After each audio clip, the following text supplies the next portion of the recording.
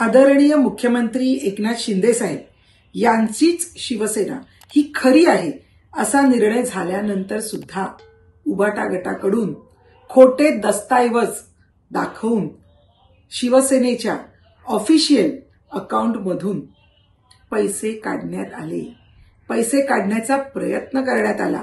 या संदर्भात शिवसेनेकडून पोलिसांकडे जेव्हा तक्रार दाखल करण्यात आली त्याच्यानंतर आता उभाटा गटातील मागच्या दाराने खासदार झालेले आणि सचिव असलेले अनिल देसाई यांना ईडीची नोटीस आलेली आहे। 5 तारखेला त्यांना ईडीने चौकशीसाठी बोलवले। अहो, आम्हाला खोके बोलता बोलता या बोक्यांनी लोण्याच्या गोळ्यावर हात मारायचा प्रयत्न केलेला आहे। आता याच्यावर उद्धटराव काय बोलणार आहेत?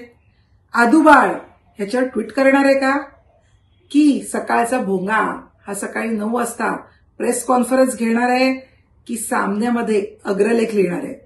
नसा लिहिणार तर लिहाच, शिवसैनिकांनाही कळू दे की त्यांचा घामाचा पैसा हा कशा पद्धतीने खोटे पेपर दाखवून काढण्याचा प्रयत्न हे उभाटाचे उरले सुरलेले सैनिक करतायत।